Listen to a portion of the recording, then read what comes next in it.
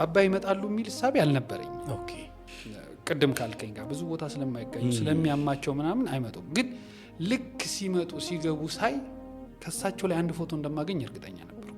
ይሄን ያህል ቫይራል ይሆናል ብዬ ባልጠበቅም፣ ግን ሙስሊሙ የሚቀባበለው ፎቶ ይኖራል ብዬ አስቤ ነበር። ለምን በብዙ ኢቨንቶች ካየ ሼክ ሰይድ አህመድ ሙስጠፋ እና አቡበከርን ብዙ ነገሮችን አንድ ወይ ሁለት ፎቶ ጥሩ እንዲሆን እፈልጋለሁ። ቅድም እንዳልኩ ነው ኢቨንቱን በአንድና በሁለት ፎቶ መግለጽ መቻል አለብህ ብዬ አስባለሁ። እንደ ሚዲያ ካሜራማን ንግግር ሲያደርግ ብቻ አንስቼ ወይ ዋይድ ሹት አንስቼ ምናምን መቀመጥ አልፈልግም። የሆነ ነገር ሰው ሊገልጽ የሚችል ነገርን መፈለግ እፈልጋለሁና ልክ ሲገቡ ሳያቸው በእርግጠኝነት የሆነ ፎቶ እንደማገኝ እርግጠኛ ነበር።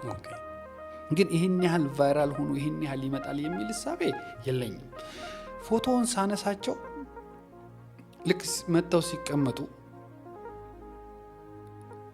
እንዳልኩ ወሰንኩ የሆነ ነገር ማግኘት አለብኝ ብዬ። ከዛ በተደጋጋሚ ፎቶ አነሳቸው ነበር።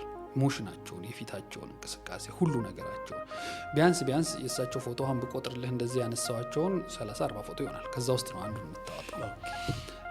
ያቺ ኢንሲደንት የተፈጠረችው ልጃቸው የሙፍቲ ልጅ አላህ ይርሐማቸው ንግግር ሲያደርግ ነው ማልቀስ የጀመሩት። ኖርማሊ ሲመጡ ነበረ ከመጀመሪያም ደግሞ በሀዘኑ ፊታቸው ላይ አለ። ግን እንባው መምጣት የጀመረው የዛኔ ነበር። ስለዚህ ምንድነው ያደረኩት? ጥሩ ፎቶ መነሳት ነበረበት።